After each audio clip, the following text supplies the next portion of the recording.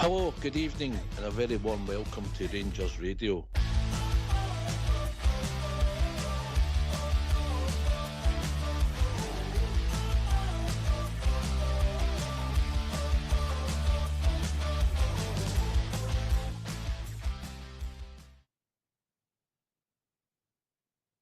Well, hello, good evening, welcome to Rangers Radio. Join myself, Oxger, on the show this evening is the one and only Southside and my mucker, Auldbear. How we doing, boys?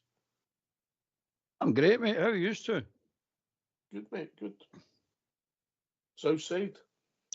Hi, hi, mate. Decent. We game of golf a day for a change, so something different. Right, okay. All right, for some bit of man of leisure. Just you put it in as a holiday, didn't you? I suppose I should have tried harder at school. Auldbear? Had a duvet day today, mate. All right, okay. A day with a fire on.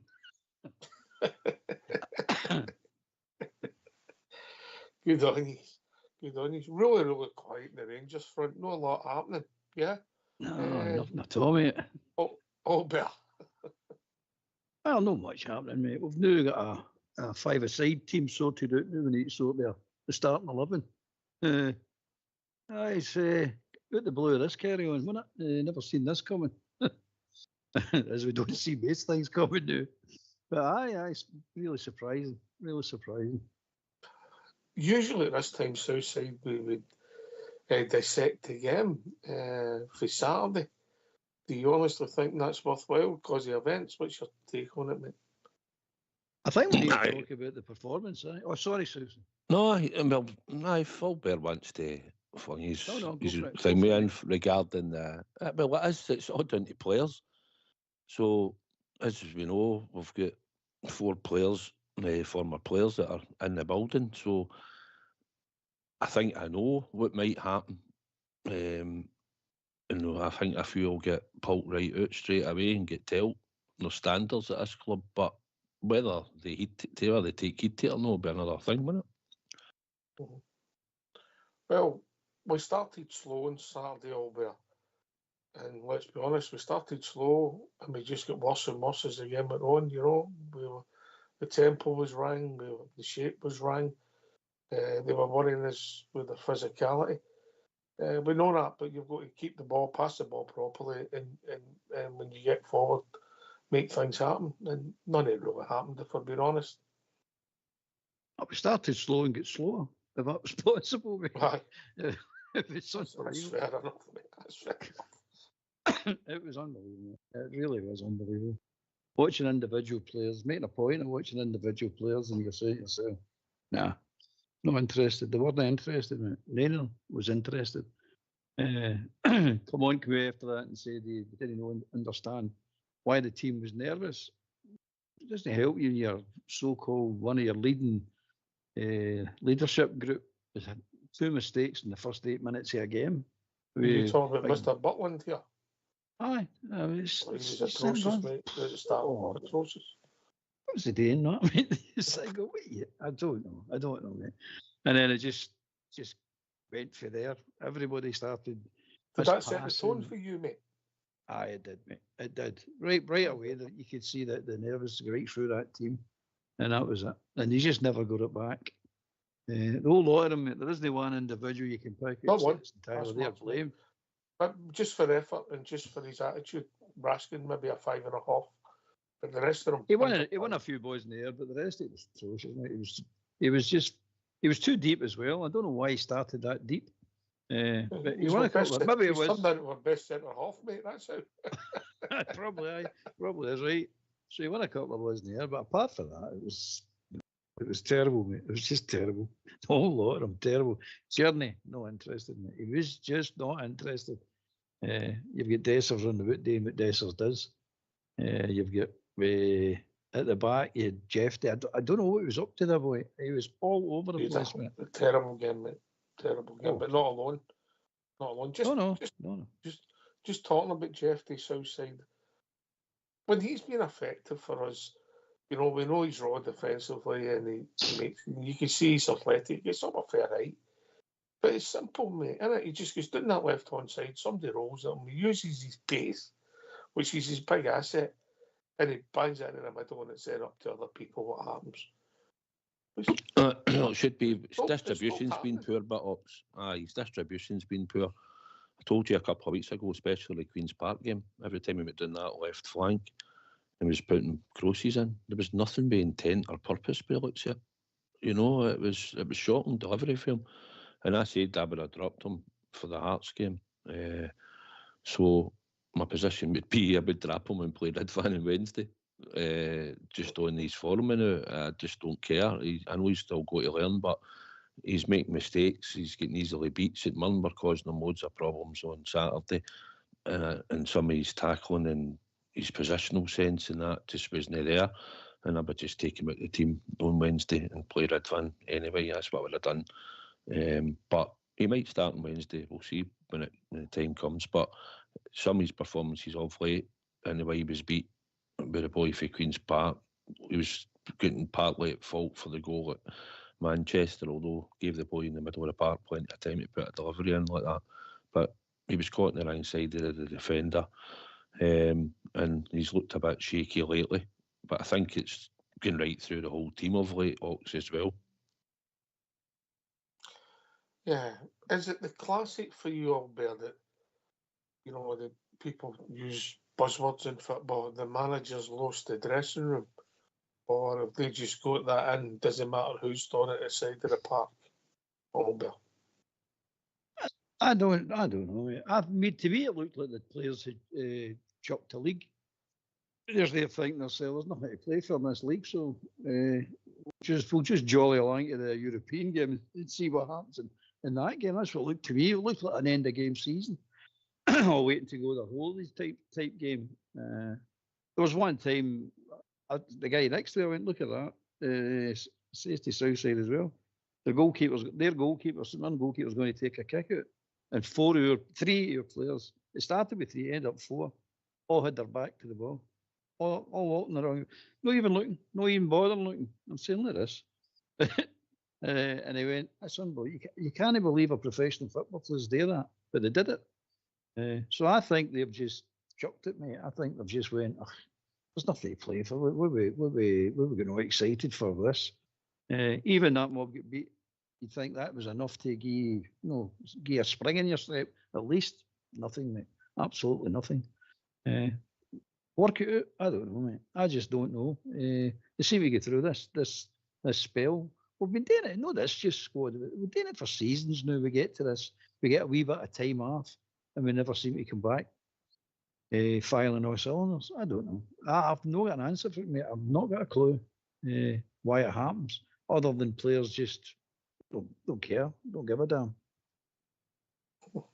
Well, they obviously don't care as much as we do. So the game, it was poor. We lost a couple of goals. The young boy and Salah was in front of them. And listen, we'll criticise the defence for losing 2 goals and he was involved in them. But Southside, if I'm really honest, mate, the thing that was frustrating me the most on Saturday, there wasn't so much, I didn't like losing the goals, but we did not look at any time like we were going to score, did we? No, we came out like a team that was going through the motions, just through motions. No urgency, no passion, no desire, no tempo. And St Mirren put effort in, they shut us down. Like I said earlier, they caused us problems. We didn't react to it. We were getting outfought. So, no, from start to finish, you've seen it early doors. Our goalkeeper's even into that mode with the kickouts and his distribution. He done one in the second half and all. So it filtered for the goalie, and it just filtered right through the whole team on Saturday, Ox. I don't disagree with you. Right, we'll turn to after-match events then, Auldbear. Now that you have your say in the game, mate. Fine, finish your say, yeah? I mean, I've not much more to say about it, mate. Everybody's seen it. There was nothing to say it was good. There's not one thing good about the Rangers team. St Mirren just filled the park, beat us in every battle, beat us in every 50-50. Played better football as well when they got the ball. Running by players, actually running by. I turned to the guy next to me and one of the players ran up the wing. I said, that's what running looks like. Because the Rangers players was was breaking sweat on Saturday, mate. None of them. So they just outplayed us, mate. Clermont and get outsmarted as well. I mean, they've worked on a game plan for that, for playing us, as most teams do. And they'll seem to work it out. They'll know exactly what we're going to do. And they just fill the park up, steal the space, win the 50-50s. And we've had the problem now for nearly 2 years. We lack a height in the team. Everybody knows it. It's not new. Everybody knows it. We're playing Red Command on Wednesday. You'll see it again. Big stupid high ball at the park causes all sorts of problems. Young NCL, the 2 goals are directly down to that boy, though. Let's no kid ourselves on. He just, to be fair to me, he just carried on after it as if nothing happened. But it's total inexperience for the boy. That's what caused it. A smarter centre half wouldn't have allowed that to happen. One way or the other, he'd put it out for a corner or fell down or put his body right across the player so he has to foul. But just an experience for the boy. He's trying to make a clearance. It really wasn't on.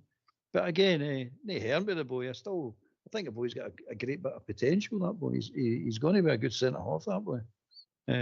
But that's all I've got to say in the game, really, mate.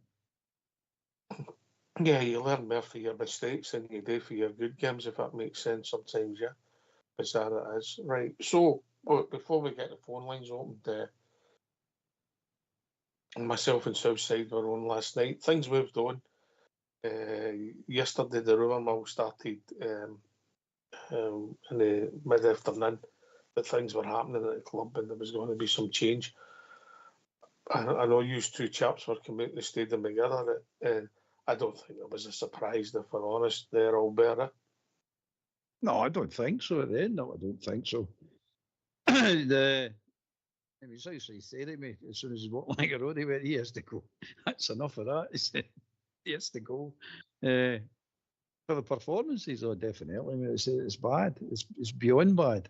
It's sad, actually. It's not bad. It's sad that we all had to stomach watching the 2 performances. Actually, 3 Hearts. The Hearts one wasn't much better.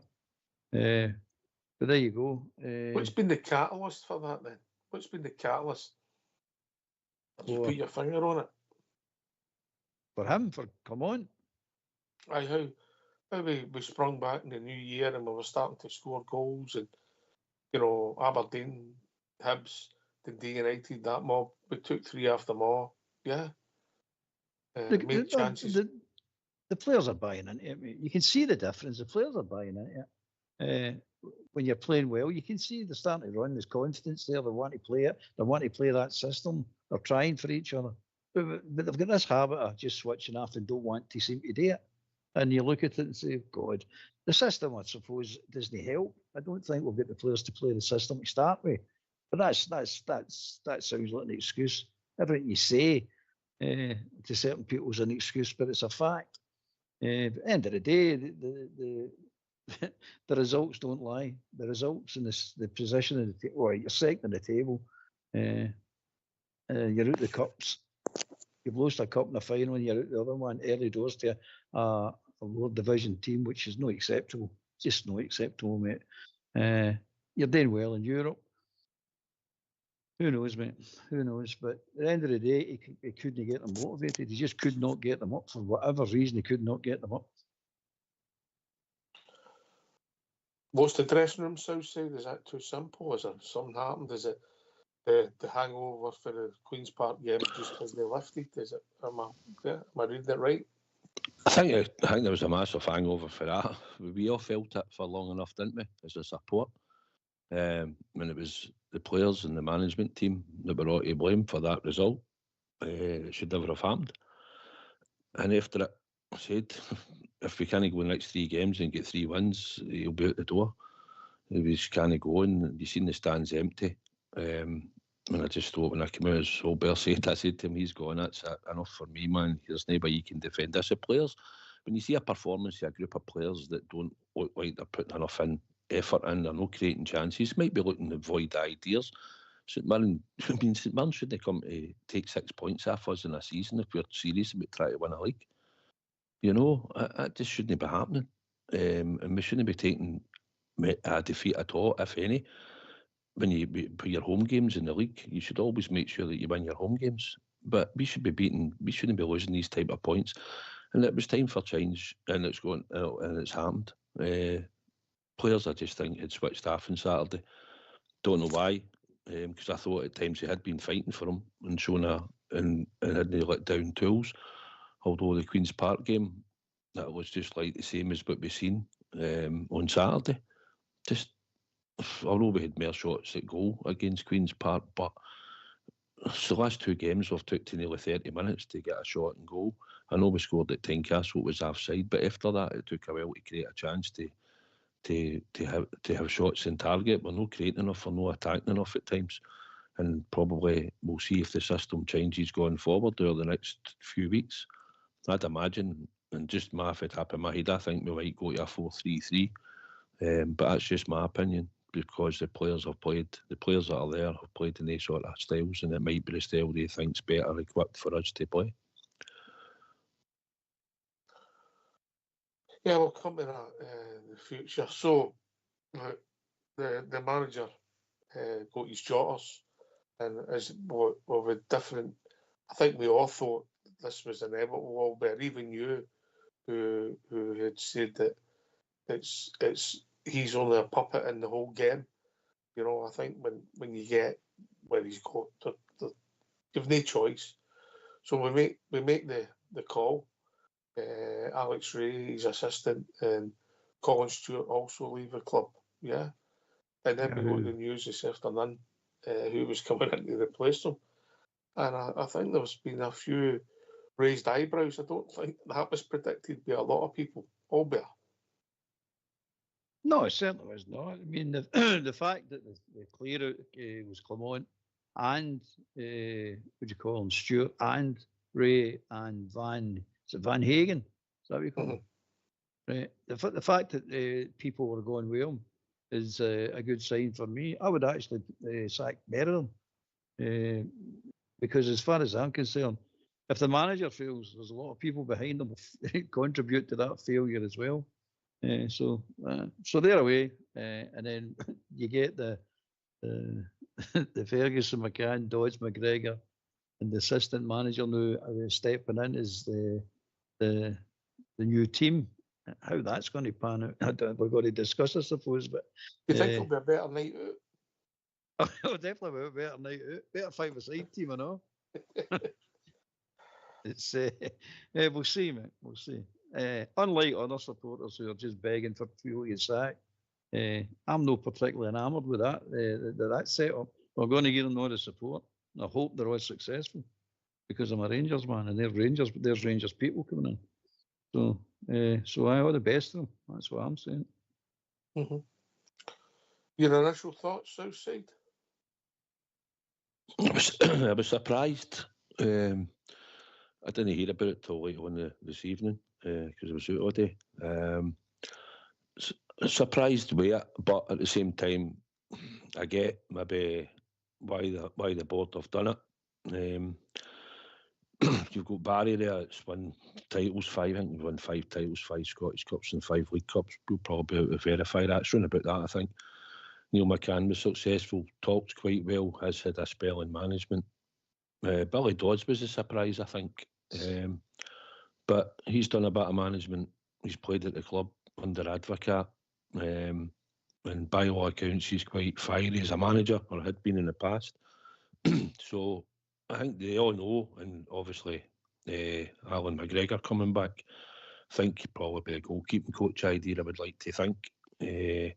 But aye, it's players that know what it is to play for Rangers, also captain Rangers.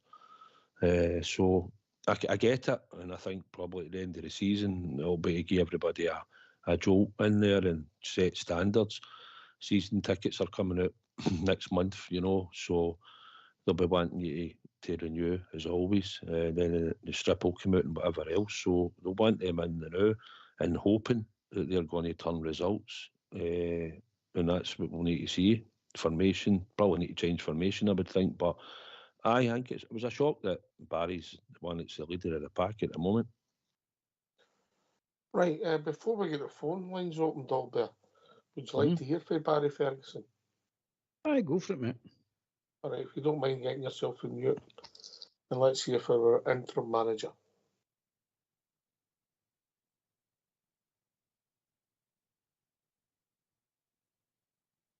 Barry, welcome back. You've been appointed as Rangers head coach. How do you feel to be taking on this role? Proud, excited. If I'm being honest, it came out of the blue. So it's been a whirlwind 24 hours, but just happy to get it done, get my staff together and obviously get into the training ground and get going. You say it's a whirlwind. What have these last 24 hours been like for you? It's obviously all been very quick. Severe lack of sleep. I've had 2 or 3 hours because obviously I had to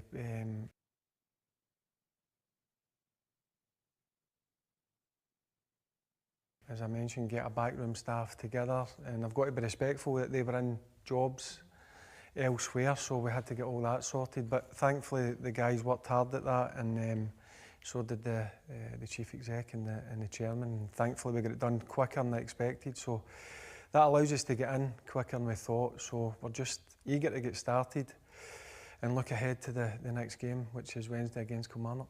The chance to come in here as manager, is that one that you couldn't turn down? Was that such a great opportunity for you to come in here? Yeah, if I'm being honest, I didn't think it would ever come. I've been happy what I've been doing the last 2 or 3 years, if I'm being honest, since I came out of coaching. I've been back at the club, obviously, as you know, as an ambassador. I'm enjoying that role. So, no, when I get asked, look, it was a job I couldn't turn down, albeit it's only for 3 months, I know that. But it's my job to go and get a kick out of this group of players, because when I watched them, I think there's really good players there. So it's our job as staff and my job as a manager to go and get the best that I think I can get out of them. Did you speak to anyone about taking the job before you? It's obviously been quick, but were there any conversations with people that you had before you took this? Yeah, a couple of people who are respecting the game. They were a bit surprised as well. But I always lean on these guys because I trust them. I trust their judgment, and they knew when I spoke to them, knew how excited I was, and just desperate to get started. And I'm looking forward to, as I said, just getting out in the training pitch and spending a bit of time with the players. As a player here, you of course played under a number of successful managers too. Is there things that you can take from them now, from your playing days into your coaching now here? Yeah, look, I'm my own man, but listen, as you mentioned, I played under some fantastic managers that obviously I learned so much of, so obviously I'm going to take bits. But I'm my own guy, I've got a certain way of playing, you'll see that straight away, and that's where we have to get to work on the training ground. We've only got a day's preparation before the Kilmarnock game, which is no ideal, but it is what it is. I'm not complaining. Listen, I'm in a fantastic position, and we're just going to give it a roll, but you will see certain differences come Wednesday night. You have watched the team, of course, this season. How do you assess it so far? Inconsistent, if I'm being honest with you. I think in terms of, for instance, Europe, I think some of the performances have been top class. Domestically, for me, that's your bread and butter. That's where you've got to win most weeks. Look, you're always going to have a bump in the road, but I think there's been too many bumps in the road. So it's our job, and my job as a manager, and the staff's job is to try and get a level of consistency into the squad, because as I said, there's definitely quality players, and they look a good group. They just look a bit flat at this moment in time, but again, that's our job as a staff to try and get that confidence back up. You will have your first session with the players tomorrow. What will be your message to them in these early stages? Enjoy it. You're playing with Glasgow Rangers. It's a privilege. Walking through into this training centre. I've not been here for a while. I see the number of changes. Enjoy yourself, and they're going to enjoy training. Training will be tough, there's no doubt, but it'll be enjoyable as well. It'll be at a certain standard, which I would expect. So yep, it's all about enjoying your football. Listen, it's serious when it comes to 90 minutes. It's all about winning at Rangers. That's how I was brought up, and that's the way I want my players to be. You have to win every game. The demands and the expectations put on you here, when people come to watch you, they expect you to win games, and I don't think we've won enough this year. You spoke about your coaching staff a bit earlier, the guys that are coming in with you here. Can you tell us a bit more about them and what kind of roles they'll take on? Will you all have your own individual things, or how's that going to shape up? Well, obviously I'm going to be the manager. I brought in Billy Dodds and Neil McCann, who have had previous experience as managers. I played with them. I know the characters that they are. I know how good they are on the training pitch in terms of organisational skills. They put on really good sessions, and obviously Alan McGregor, everybody knows what he done for the club. So I'm excited with my staff. When I asked them, I was unsure if I could get them, but they were great. The first point was, no, desperate to come and work for you, and that's what I want. So just delighted to get it all done, and as I said, I'm excited to start working with these guys, and we're excited to get to work with the players. Sam has been in the coaching staff here for a few weeks now. How much are you looking forward to working with him too? Yeah, looking forward to it. I've met him. We spent a bit of time together, just me and Sam, talking about just players and obviously the way that I want to take the team forward. So, yep, he'll just need to get used to obviously a new coaching team coming in. But listen, he's eager. That's what I want. He's got a good work ethic about him. That's important to me. So, yep, looking forward to bring them into the staff. Just finally, on the fans, what would your message be to the fans tonight? The message would be you're going to see a team that's going to have a certain style of play, attack-minded, and we're going to try and win every single game. We're going to be aggressive, which was a part of my game as well, and I don't mean that by going and tackling people or going over the top on people. I mean aggressive in the press. So we just need to make sure we get it right. But as I said, when I look at the squad, I do believe there is a team capable of winning games week in, week out. So I'm just excited to get started. You can see I'm getting a bit sweaty here and ready to go. And we'll just, listen, we'll take it game by game. But every game we enter to win. Why don't you give us a call on 0141 356 1972. It's your show, it's your platform. Let's hear from you.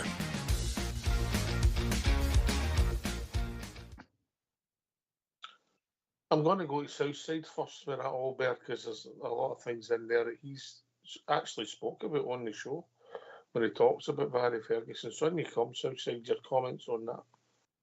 Aye, listen, obviously, other managers say the same thing. We're going to win every week. That's what we need to do at Glasgow Rangers, right? We've heard it, but said on here before, Barry Ferguson, for me, epitomised everything I wanted in a Rangers player on the park.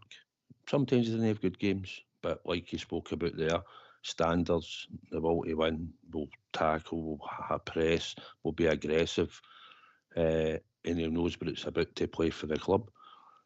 So I've got no doubt that he'll put these standards into the players, and hopefully he'll get a reaction along with the rest of the coaching staff that's going to be there temporarily. But aye, everything he spoke about there, I listened straight away with intent. No, and I think when he does his next interview and pressers and that, I think people will latch on to him and listen to what he's got to say. But he speaks the right things, standards straight away at the club and the mentality and all that. So I think he'll try and install it into these players. I'm looking forward to Wednesday night now to go into Kilmarnock and seeing what he brings. But maybe see if he gets a yellow card or no on the touchline. See what the referee's keen to give him one first. I think if I was him, I'd put myself on the bench.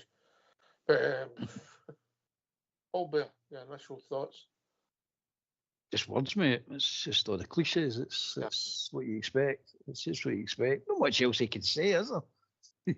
It's what the fans want to hear, and it's delivering it. That's the point of it. It's he's got a job to get. He's got a huge job to deliver it. But he's one of his big problems that I see is getting legs in the team, because they can't run. And if you're going to do this aggressive press, you need legs in your team to do it. But we'll see, mate. We'll see. He's saying the right things, isn't he? He's saying what everybody wants to hear. And you can't say he doesn't know Rangers. He knows the Rangers inside out. Maybe not know the club inside out the way it is set up at the moment. but he knows what it is to be at Rangers, to play for Rangers, and what's expected. He's also a fan. He knows all that side of it, mate. He's quite happy to stand on the terrace with us and cheer Rangers on. So he knows more about it than Clement ever knew about it, put it that way, and any other managers that's ever come in recent times. So, he's saying the right things, mate. That's what we did. See, McCann I've got intrigued by, because McCann talks a good game and he talks a lot of sense. I like McCann. I think he really knows what he's doing. So I want to see what he's going to bring to it and dovetail nicely together. See if they all just fit in nicely and are a good team, good working team. It's going to be good. The Billy Dodds one was a shock. I mean, you know, you could understand McGregor coming in. You know, I think and I don't know the goalkeeping coach who'd left the club, so I don't want to get personal with him, but it looked as if he'd maybe run his course and we needed a change, yeah. But however, McCann, you can maybe get that. The Billy Dodds one was left field for me. You know, I don't know what you think of that, Auldbear. Aye. He done all right. It was one of the Highland teams, Inverness, or was it? Who was away? He managed. Yeah, I think he was Inverness. Oh, Inverness. Aye. He done no bad up there, the memory serves me. So he's got a bit of experience. Aye, you wouldn't have automatically sprung into your mind to say he'd come in as a Rangers coach. You know what I mean? But you never know, mate. Stranger things are happening. Things work out when you don't think they're going to work out. So aye, they hear him. I've got nothing against them. Let's see what he does. Yes, Southside. Billy Dodds seemed like done all right. I think him and McCann were together at Dundee for a spell. I'm not sure, but I think they might have been. He said to him he put on good training sessions. I've got experience and they know what it is. Billy Dodds been successful at Rangers. He knows what the club's about. And Neil McCann's been sitting watching us. He does a lot of analysis if he's either on Rangers TV and he's on sports scene and stuff like that, and he's watching Rangers all the time. So he'll have a fair idea about what he's been watching and how to change it and looking at the players and stuff. And Barry's probably been the same. So for the outside, they've probably been just watching it without maybe knowing that this chance was going to come up. And now it is. They can probably lock kids together. Griggs is probably different. I don't even know if he's ever been back to Ibrox. He seemed to just sort of keep himself away for everything, didn't he? Whether he'd ever become a goalkeeping coach in time in the future, I don't know. I don't even know if he ever wanted to do that. But he's back at Ibrox now, and I'm sure he'll certainly install standards and that into the players and tell them what it's all about, since he's been there most recently than anybody else. So I think they'll talk well. I think the players will listen to them because they've all been at the club. We've got two Hall of Famers on it in there as well, haven't we? So at the end of the day, I think the players will listen to what they've got to say, and hopefully the four of them will get a reaction out the players. Aye. It's interesting. I didn't see it coming. I seen the departure coming, Auldbear, if I'm honest, but I didn't see what's happening. No, I don't think anybody's seen what's happened with the ones that were coming in. Well, let's be honest about it. I mean, if we're really, truly honest about it, it's for ticket sales. Let's be honest about it.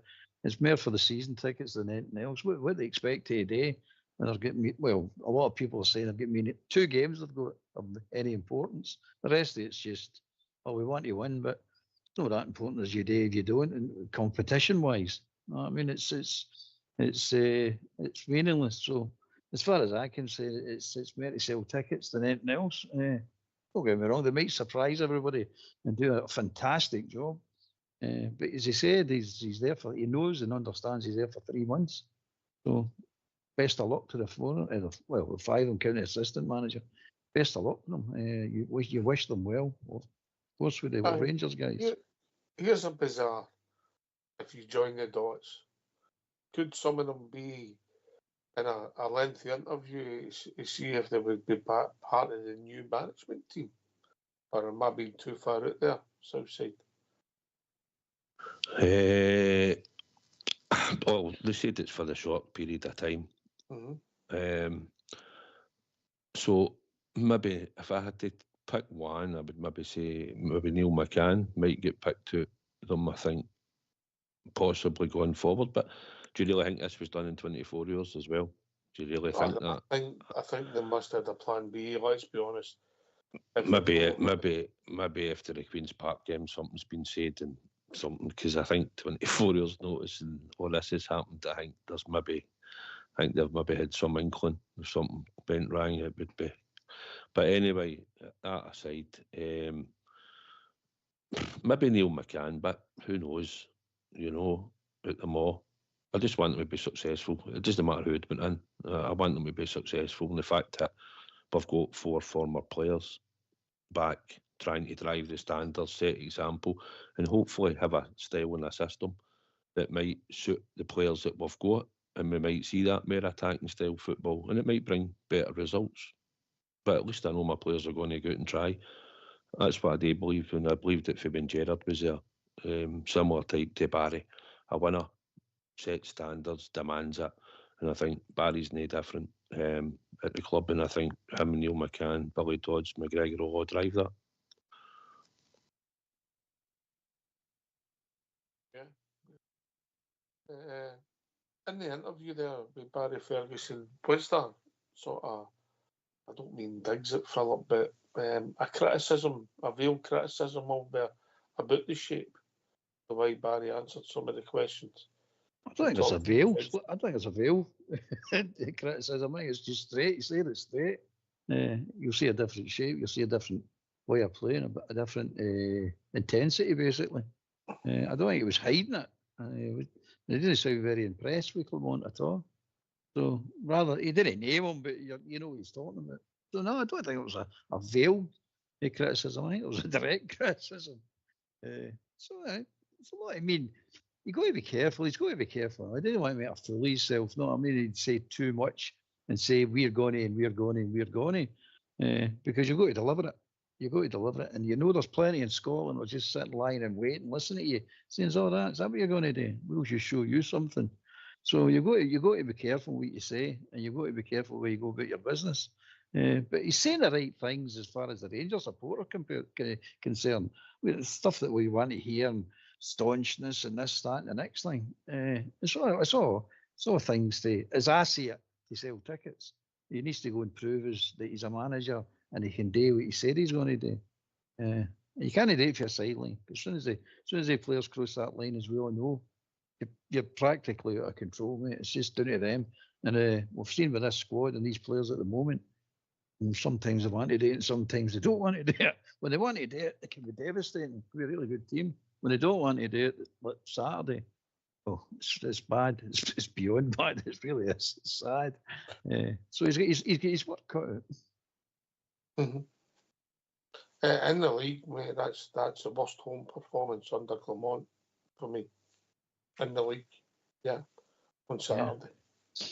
You've got to say we showed a bit of consistency as well. I mean, the last home game was against Queen's Park, we were crap. So we're crap again. So it shows you a bit of consistency, doesn't it? We're just being crap. We're good at that, being crap. You got to understand, and people go to try and work out. The people in charge have got to work out what went wrong. Why is this happening? They need to get to the bottom of that. Because if you don't get to the bottom, it's just going to keep on happening no matter who you bring in. So you need to get to the bottom of why this is happening. No, I've got my own views on it. That some of the players may be on the committee to the club, mate, and then they've got one eye off the ball, and it affects them. Southside. It's this nonsense of leadership groups and all that. I don't get that. To me, that sounds like cliquey. Everybody in there should be driving standards. You as a person, if you go to a football club and you're that player, okay, you go in, you're maybe new and all that, takes a wee while, but you should be vocal. And if your thing is that you want to win every week and you want to drive standards, you want to be the best you can be, and other people aren't, then you should be pulling them out. But we don't have that. We've got this leadership group, which for me doesn't work. I just think you should look at it when you go to a club that you want to win. You've got a fantastic club that you're playing at. You've got great facilities. The burden gets took off you all week. You just have to come in, train hard, and then on a Saturday or on a Wednesday, whatever night it is, you turn out in that jersey that you get to and perform. And you can accept over a period of games that a player goes off for him. You can accept that. But our whole team went off for him on Saturday. They've all done the same a few weeks ago, and they've done the same in other games periodically, our 45 minutes, the last 30 minutes, or no turning up for 60 minutes and then scoring 2 late goals and that, maybe showing a bit of form. So it is a young team. They're still having to cope with demands of learning to play at the club where everybody wants to beat, everybody's physical against you, and we're trying to play tippy-tappy football. I don't think Kilmarnock's a great grunt to go and start half it, because it's not a natural game of football, because players don't even slide tackle in the game and the ball bounces all over the place. But so I'd like to think we'll get in there, and it might be one of the games where we might have to grind the result out. But I think we'll see plenty of try to go on the ball. I think we'll see a lot of movement, and I think we'll hopefully see a lot of battling qualities. And if we can get that started, then it would probably be enough to see us win a game of football. We need to change the shape of that midfield, mate. The way even Saturday at home is Monday, mate, with Raskin, Auldbear's right, and where he sits, and a good view, particularly in the first half, where Raskin was going, and Diamande had borrowed his strip, no his shorts, his tap, for Berjami. I thought it was the name of his shorts. And then he was invisible, and then there was just a hole, just a total hole. So any second ball, if our centre-halves are Raskin won it and knocked it forward, there's nothing there. If they knocked it into an area, they were getting all the balls. It was so simple. It was naive at times. You'd have got a good view at Auldbear. I mean, it's like that, right? I mean, Raskin's miles back, and Diamandi's in there wandering about, doing what he's doing. He's just, and you're looking at what the space in the midfield. They just couldn't get any. They couldn't get near someone. They just couldn't get near them, and that's a fact. They just set traps for us and just executed it. Waited for us, certain players, to get the ball in a certain area of the park, and just closed it down. Took the ball off us, and off they went again. It was so easy for them, by the way. That whole 90 minutes for St Mirren was so easy. Aye, and then what else they done? What else they done? They tweaked it in the second half, because Raskin started to get in and try and get the ball, and they just had somebody run with him. And then we were all starting scratching our heads.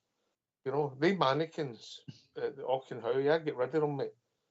Because they're obviously too quick, you know. Aye. I mean, what's the Mirren done excellent is every one of the players matched their runners. There wasn't any Rangers player that ran away from anybody. The Mirren players matched all the runners. And there wasn't very much running, but when others were in runners, they matched it.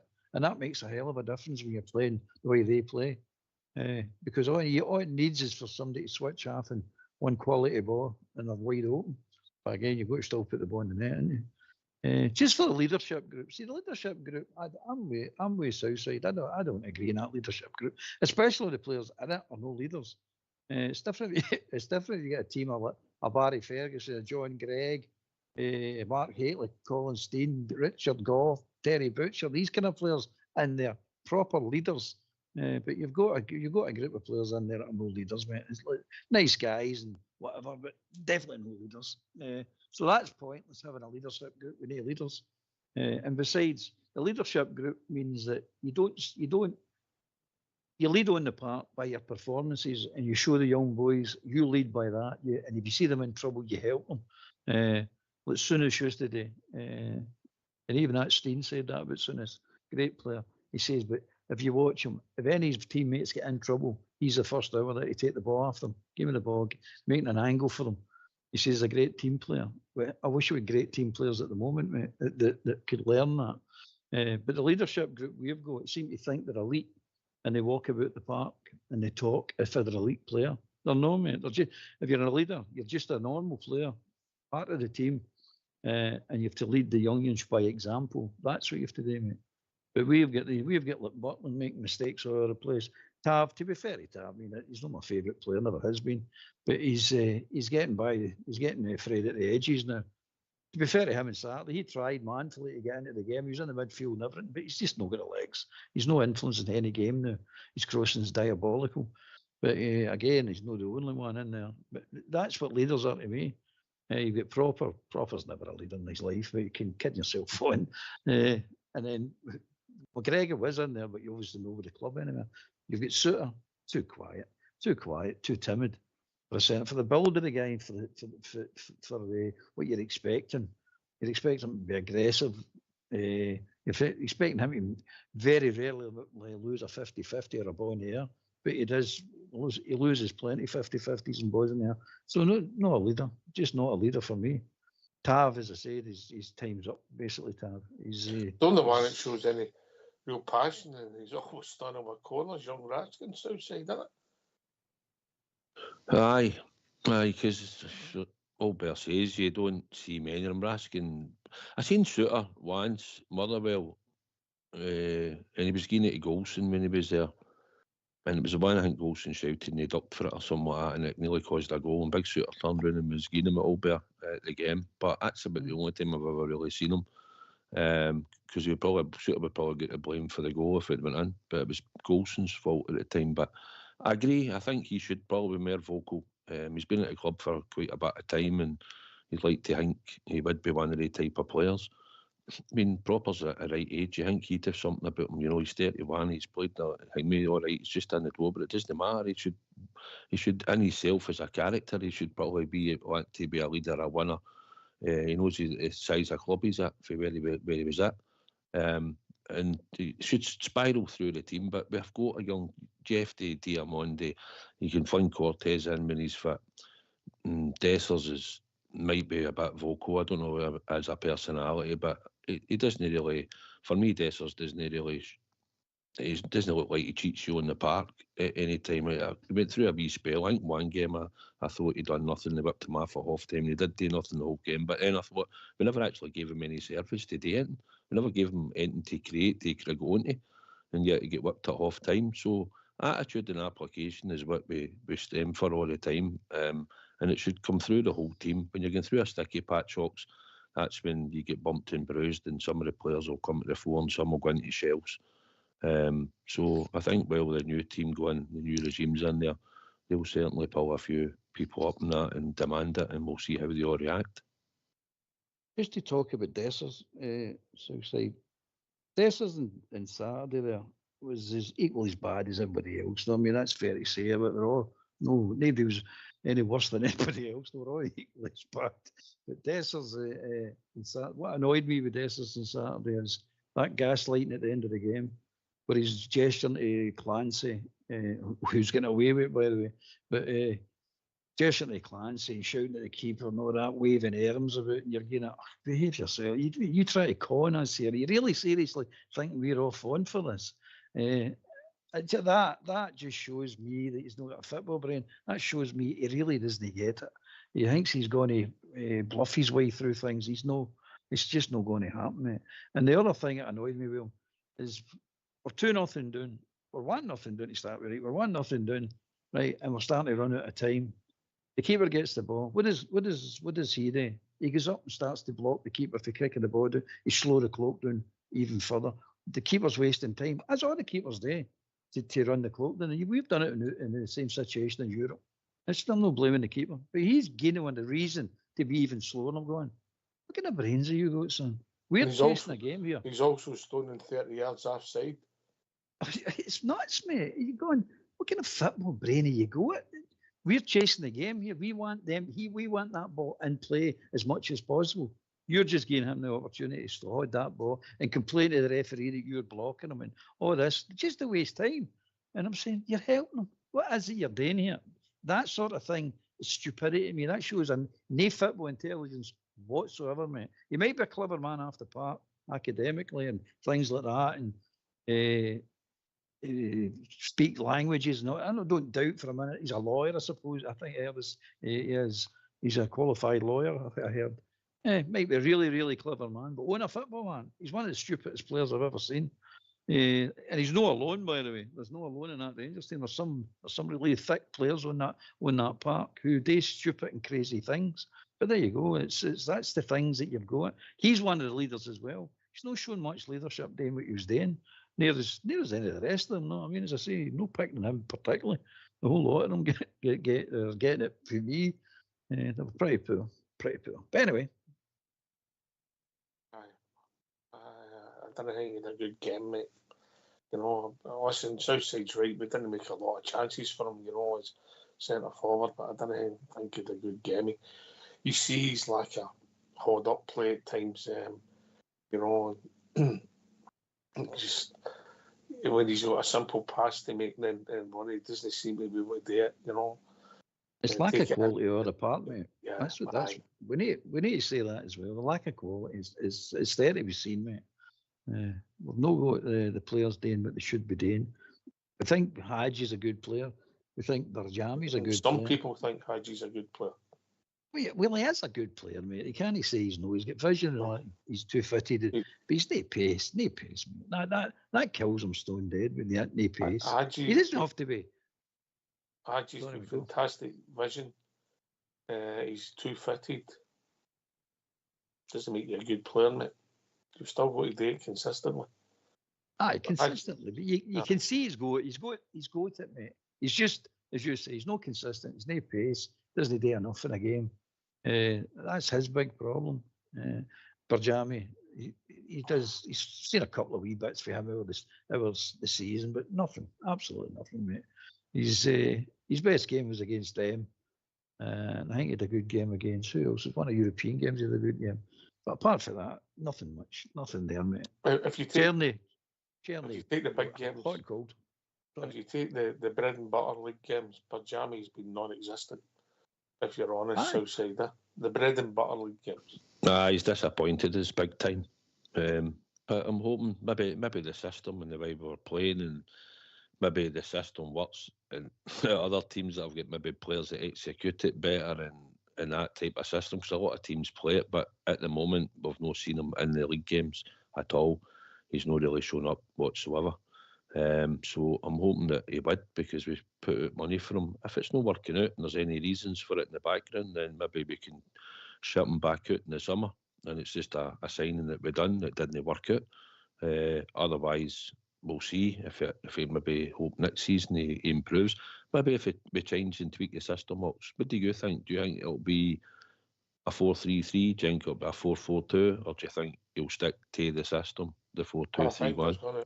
I think there's going to be a tweak, mate, and I think you could see an extra body in there in midfield, and whether that's a 4-3-3 or you play a 4-4-2 with a different shape, mate.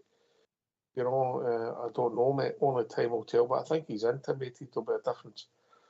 Now then, when you play, if you did play a 4-3-3, right, obviously the players we've got at the moment, it'd be Raskin in the middle. Do you agree on that? No. Who would be in the middle then? Bailey. He'll play Bailey deep. Bailey Rice? Aye. Bailey Rice. You'll play him deep. You'll play him deep. We're going to have to get you to HR, mate. You need to get tested for a lot of stuff. You know what I mean? Southside, you need to get some new.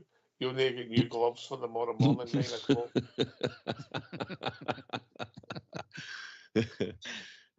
What's the point of agreeing with you? That's a pretty boring program, but just sit and agree with you. So where would you play Raskin then? Raskin and Diamandi will be slightly further forward. Bailey will be a wee bit more right. It's allow them to get up for play.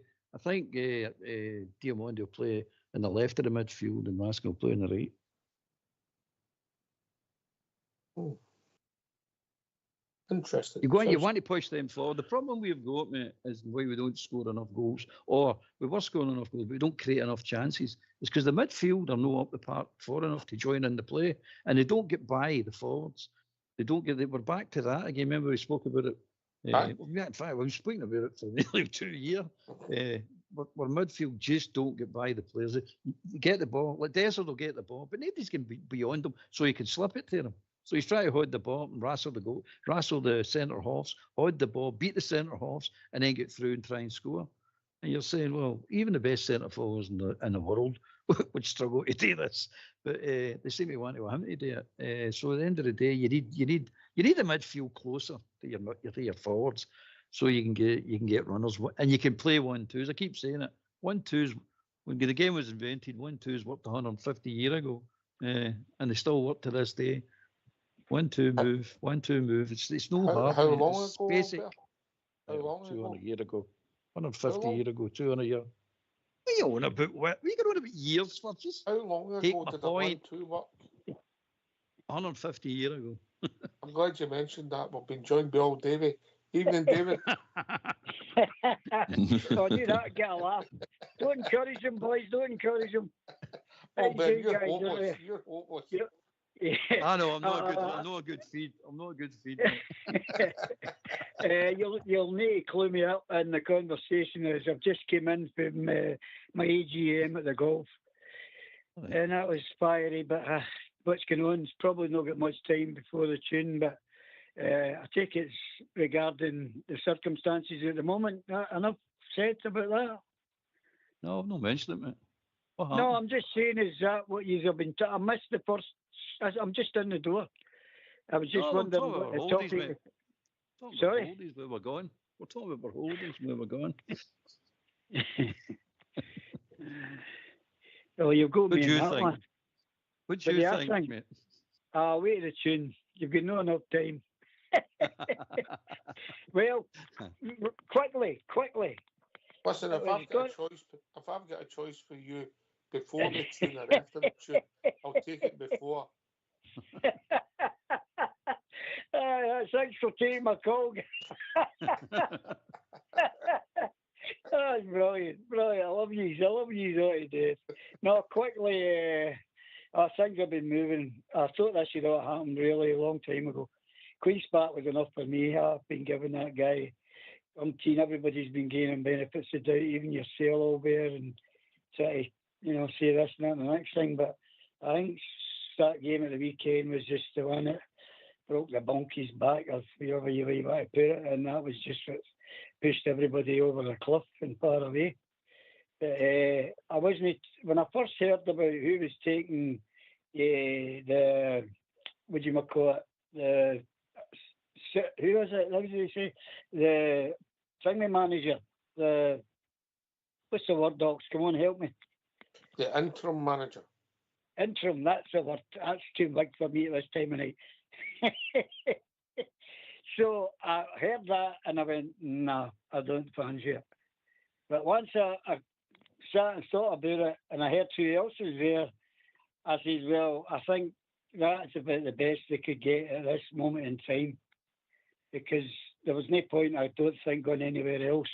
And I'm hoping and praying that this conversation about this takeover situation comes to maturity, because I feel if that doesn't happen, God knows where we're going next, guys. Yeah, I think that's further down the line, and obviously we all realised that. And what Saturday done was it popped the bubble. But David, we'll come back to you. Yeah. Yeah. We're going to have a tune. But listen, thanks for your call. And, You're sweet. listen, what tunes are going to be tonight? Southside, any requests?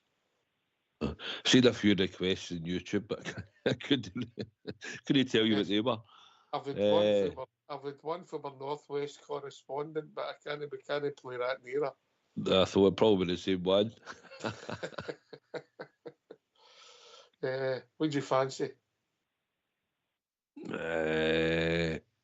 Who's on the music tonight? Fox? Yes. I think we might get Auldbear's favourite. Ibroxonia? Oh, I hope so. Geezer Get yourself in here. Geezer We're having- break, come We're on. having a tune.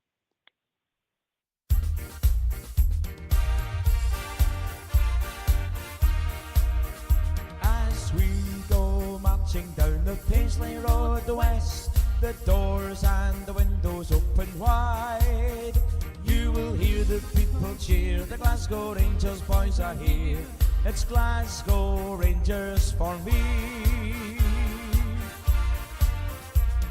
Blue is the colour fit Football is the game, we're all together. Glasgow Rangers is our name, for we are the best team in all Scotland, and Glasgow Rangers is our name. So bring on the Celtic, your Hibs and Aberdeen, your Dundee United, we're the best you've ever seen. We play hand on heart, God save the Queen. It's Glasgow Rangers for me. As we go marching down the Paisley Road West, the doors and the windows open wide, you will hear the people cheer. The Glasgow Rangers boys are here. It's Glasgow Rangers for me. Blue is the colour, football is the game, we're all together. Glasgow Rangers is our name, for we are the best team in all Scotland, and Glasgow Rangers is our name. So bring on the Celtic, your Hibs and Aberdeen, your Dundee United, we're the best you've ever seen. We play hand on heart, God save the Queen. It's Glasgow Rangers for me. It's Glasgow Rangers for me. It's Glasgow Rangers for me.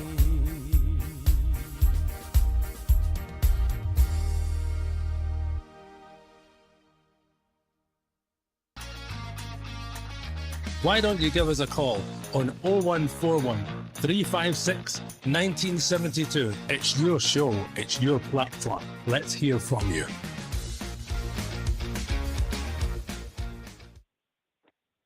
Happy with that, Southside? Aye, Fox knows the script, doesn't he? Aye, but still, I mean, it's tradition we play Ibrox with Auldbears on, isn't it? I'm a traditionalist. I know, but it's a bit cruel when he's on, isn't it? No, that song there's the Southside Boys song. That's your song, mate. Down the Paisley Road. Aye. Staggered along the Paisley Road many a time. Well, as long as you get along the Paisley Road, mate. It is below what condition you're in. But aye, no, you can keep Ibrox on you. No for me. Right, you back with us, David?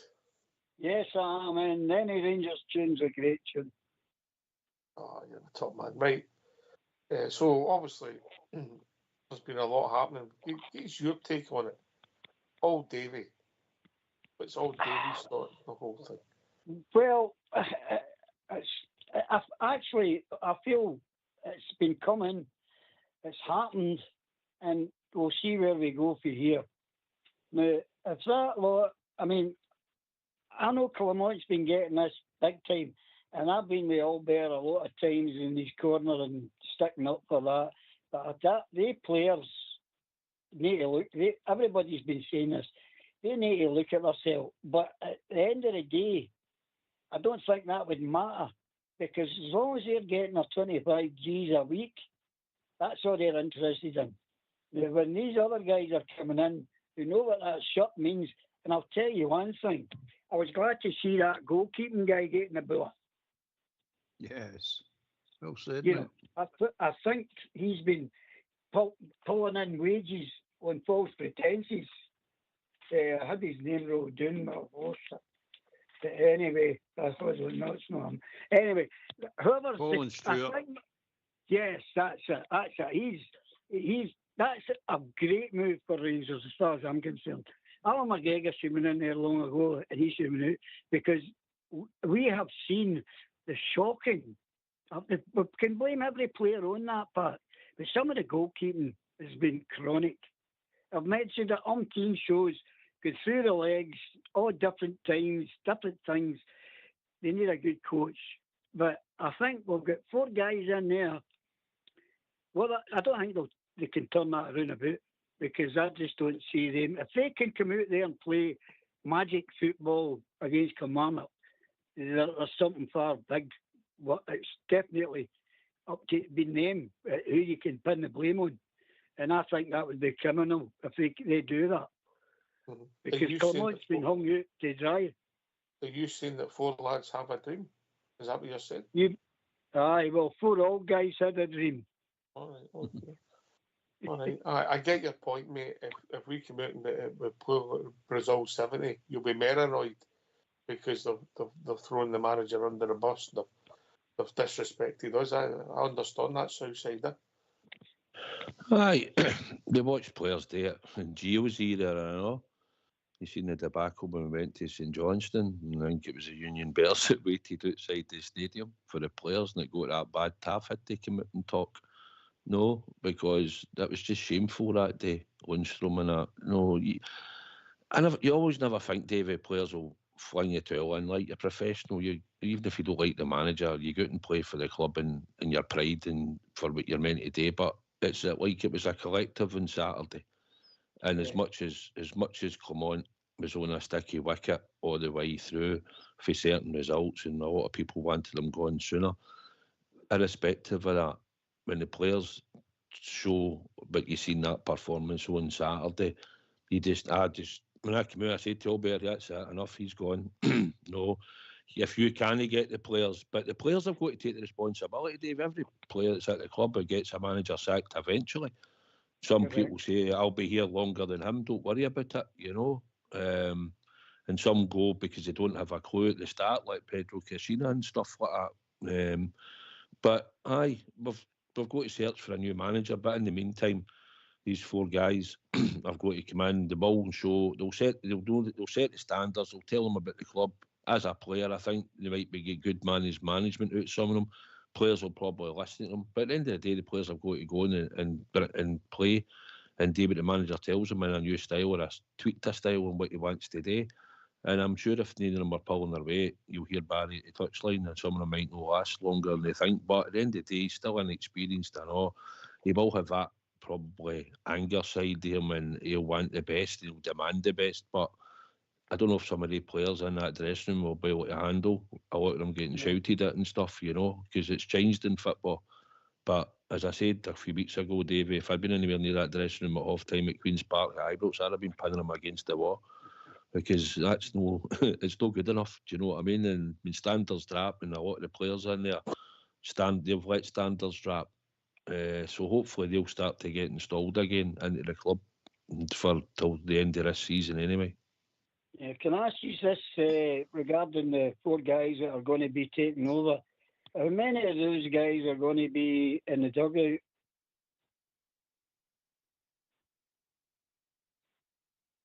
Hello? Well, 3 of them going to be there. They're all going to be there. Well, I wouldn't disagree with that. I would say that'd be a good thing. I'd put one in the stand. Mm-hmm. Let them go up there and watch the game up there. To see me, you're sitting in the stand. I don't think Barry's in the stand anyway, if I'm honest. I would, but maybe just 20 minutes or something. That's one that we sit in the stand, because you see a different type of game for pitch level.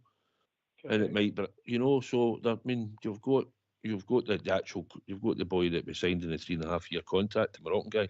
You've got Neil McCann, and you've got Billy Dodds, and you'll have Barry.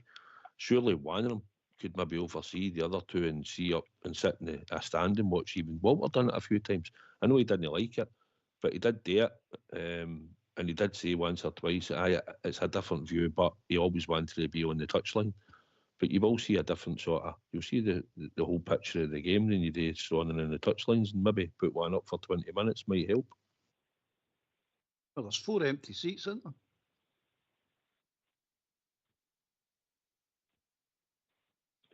Can I ask you something else? Yes, mate, on you go. Now, this is getting implemented as from when he was sacked.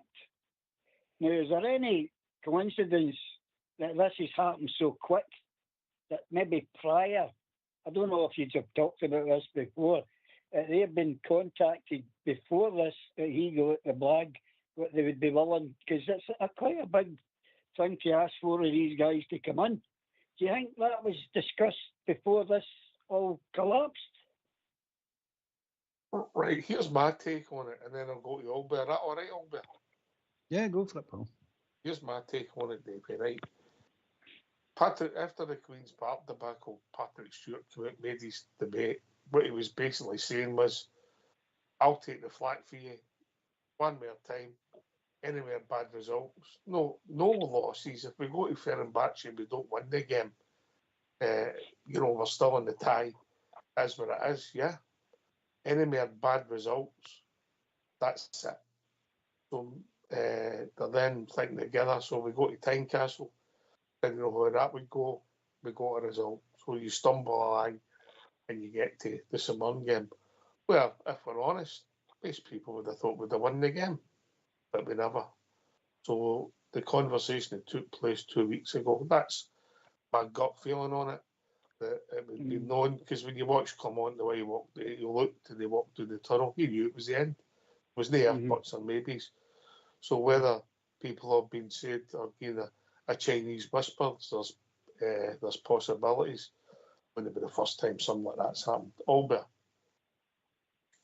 I think he's been tailed after the Queen's Park debacle. Another game like that performance like that, and you're off. Okay, he can't save you. And what happened? Another performance like that. Don't get me wrong, the Hearts performance wasn't particularly brilliant. No, I mean that wasn't a great result, but not a great performance. So, but if they knew, Davey, according to Ferguson, he's got to come out and say this, right enough. He can't come out and say anything but this. That he only knew in the last 24 hours. He only knew, and they go at the team, and it was a miracle, basically, that they were all ready to come in, because they all had other jobs. But if you believe that, you still believe in Santa Claus. No, I mean, come on. Right. He's got to say it, because he can't turn around and say anything else. If he says anything else, you're all going, oh, that's a bit naughty. You've got a manager in place and you're plotting to sack him. So that's basically what you're doing. So, I think they knew, Davey. Me personally, I think they knew. Well said. What are you thinking, Davey? I don't think for a minute that they've not been contacted. That's happened too quick. Things like that just don't happen as quick as that. But as you said, and Auldbear says, they can't come out and say, a couple of weeks ago we were asked blah blah blah. No, that's my opinion. No, that was pre-planned or whatever. It was what they would say. We'll go to plan 1 or we'll go to plan B, and that was plan B, and that's what we've got. Aye. Do you know some of the things that's come out the last day? You know what I did find really strange? Somebody sent me this today.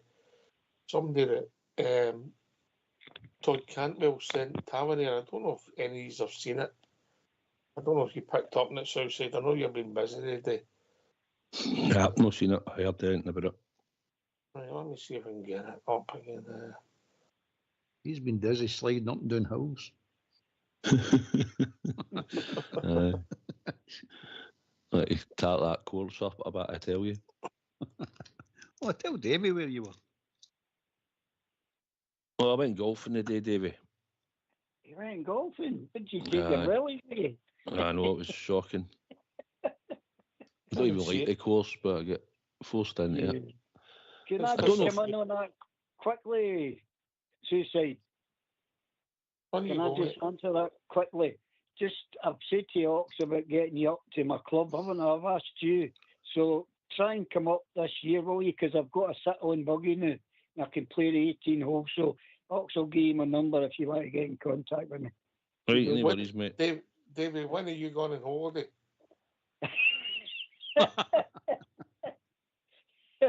Jack, I'm not going away this year. We're all going in for operations, me and the missus. All right, when you get in for your operation then? Davey, don't say. He's like a Gestapo. Don't say it. Don't I know? Oh, no. Brilliant. Best show. This is the best show in the all the shows. It's fabulous. Can I say something just quickly? Seeing you're talking about the contracts and that, right? I don't know if it was maybe 24 hours, right? I think Clement was still in Ibrox. We left at 7 o'clock on Saturday night. So I think then there might have been a play for Barry, because they're all under contract. Barry does something, I don't know if he does the papers and he does that. I've never watched it. Go Radio, I think it's called. Yeah. Neil McCann's contracted at the BBC and all that, so they would have had to go and speak to all them and get stuff sorted out, and whatever Billy Dodds was doing, because he does these Saturday shows with the BBC Scotland and that and all, didn't he? So probably that had to be all ironed out early weekend for them to make it official on this afternoon. Correct. I'm just trying to see if I can find that message for Cantwell. I find it very bizarre. Let me see if it's coming up. It's Having a dig at the manager, was he? aye, just somebody sent to Tab. I can't get the button there. Sun's out, and so's our tune. Yeah. To James Tavernier.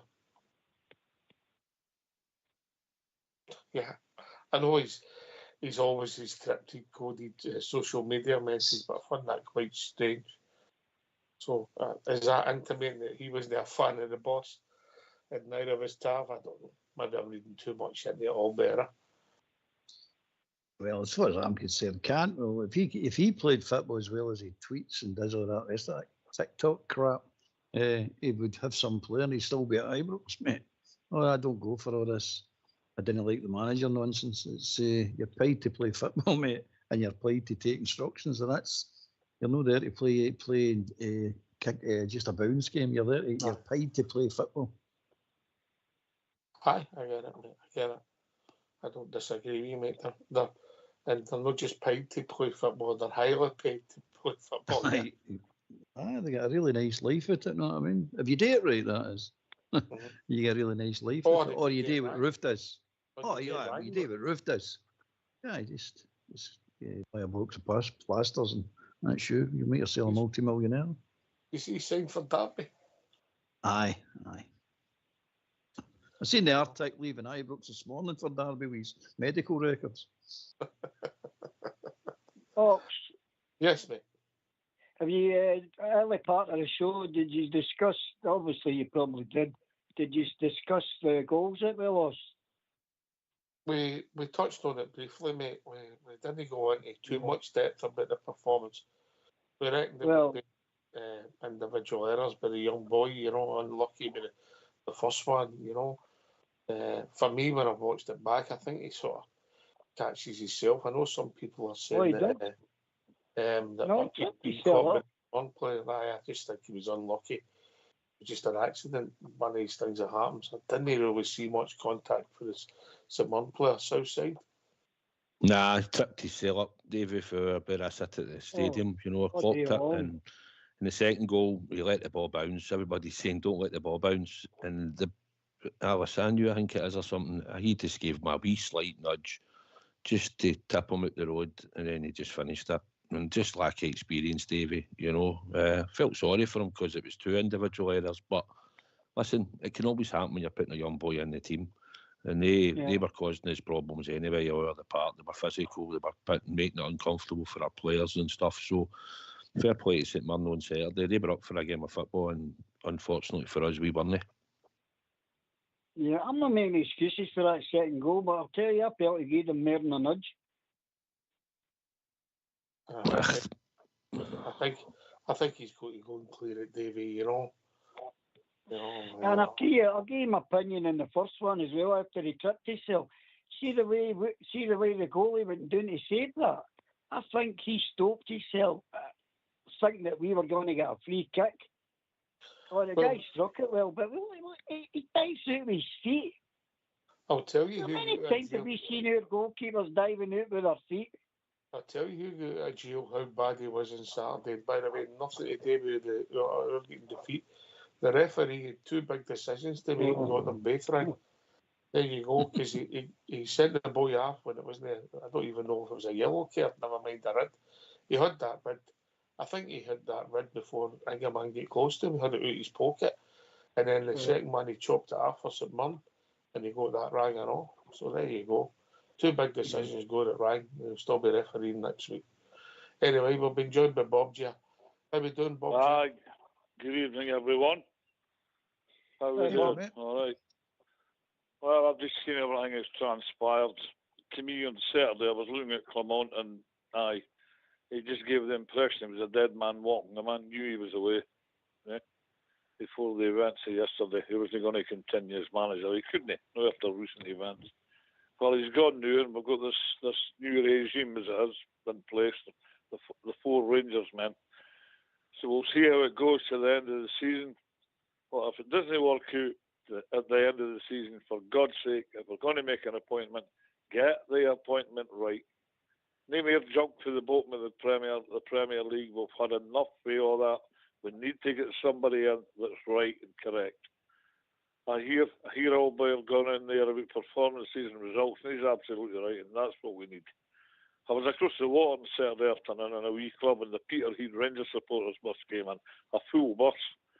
And God only knows what the people must have thought on Saturday night, travelling back up the road, coming all the way down here to watch that on Saturday. It's just not good enough. You would need to be nuts to go up and down to Peterhead in one day, wouldn't you? Absolutely bonkers. Well, there you go. And they're a full bus up. Nice people. I mean, the last in the club, she'd have all the mud cons all laid on for them, and I was talking to a good few of them. Would you agree with that, Southside? You'd need to be absolutely bonkers to go up and down to Peterhead in one day. Correct, 100%, mate. Auldbear? Oh, I agree with you, mate. I agree with you. Just for the record, Bob, Auldbear done a trip to Peterhead last week, up and down in the one day. Just for about 7 months. Right.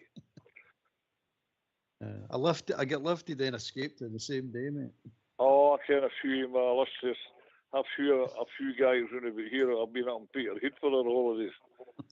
And they were right next to the sea under, but no matter about that. But the Peterhead bus came in, they were all nice people talking away about the Rangers. I say to myself, there, like, God only knows what you people must be thinking, still travelling up that road after that display on Saturday. And you went out at a fine-tooth comb, and there's just some people there should not be playing for Rangers. You pick through the bones of it all. So it's to the future, if they come on here on Wednesday night and see how the boys go. And the one advantage we've got is that they are all Rangers people, and that's what we cry out for, is to get Rangers people at the club. Well, we've got it now. And we're going to see if Captain Barry can make an improvement on anything. Let's hope so. I think this is small picture, big picture, mate. The big picture's what's happening off the park. Auldbear? Aye, it's definitely, mate. It's and the powder's still dry with that one. Rangers have still not made any comment on any of this. So, as far as I'm concerned, there's nothing signed, sealed, and delivered. So, keep the old powder dry at the moment. I think they made one. No, I know that, mate. Aye, I know that, mate. But until it is, somebody says something for the club officially, it's still speculation. It's on the melting pot. The first thing you'll read about it is statements for the stock exchange. Southside. I would imagine so, like you say. They were talking about it could take up to June or something like that to get all finalised and stuff. So it's all the negotiations in the background, and I dare say when there's something to be said, they'll say it. Our concentration is really my concentration's always been making sure watch Rangers win and hope we start doing that. So I'm looking forward to Wednesday. Any idea, Ox, what you think the team will be?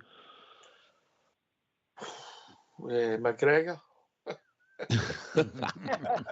Well, he'd be better with him. Big Marvin's still playing the new, I know.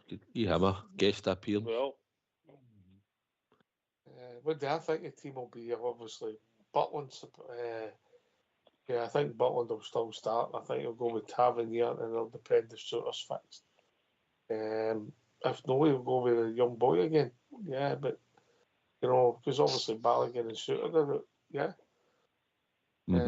so he's not got a lot of options really. I wouldn't be surprised if Sterling starts appearing. I just don't know why. I just think that him and Clement never clicked. And then on the left back, mate, I don't think we've got a great choices. I've championed young Jeffrey, but I don't think he's played like Egerman. I don't think they've played well the last few weeks. But I don't know. I'm not a fan of Ridvan, so I think that Jeffrey will start. And this is where it gets interesting. How with your personnel, Southside, if we play a 4-3-3, I get Auldbear thinking with Bailey Rice, but naturally your middleman would be Raskin, who plays left and right in a traditional 4-3-3. Diamondi on the left, and who plays in the right of midfield. That's if you want to play Diamondi on the left. Where would you play him then? After Certe's performance, I don't think anybody can expect a jersey. Yeah, but to be perfectly honest. Who goes left and right? I know. I've thought about that myself a few times.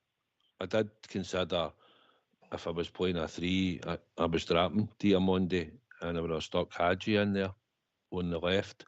Ideally, what Auldbear says, Barry's the right type of person that could coach some performances, but I don't think come Wednesday, Bailey Rice, you could play Bailey Rice right in the middle, Raskin to the right, and you could either play Diamondi, Hadji at the left in a 4-3-3, but that will not happen. So the problem is Raskin is your central midfielder, because in the two, that's all we've seen, and that's what we'd expect him to play, is that middle of the park, and then you've got a problem for playing somebody on the right, because I can't think anybody really that can come in and play. You could put Hadji on the right and you could play still Diamondi on the left in a 4-3-3. Whether it works or no, I don't know about the balance, but I just think you'd then that make you shuffling the deck chairs on the deck. It's Diamondi's the problem. If you take Diamondi out the team, then you can play a front three, Ignaman, Danilo and Czerny, for talking sake, on Wednesday night as your front three. It's how do you play Bezrami in a 3 in the midfield? The invisible man, Auldbear. Well, may get something out of him. 4-1-4-1. Go on then, give us it. Well, the back four, as you said, it's and then you could have Rice sitting as the one, and then you could put on your four Raskin, Diamandi, Hadji, and Berjami in there. You can pick Dessers or Igaman up front. And this Rice you're talking about, is this Jerry Rice or Bailey Rice? Bailey Rice. You know who I'm talking about. Stop ripping the pea.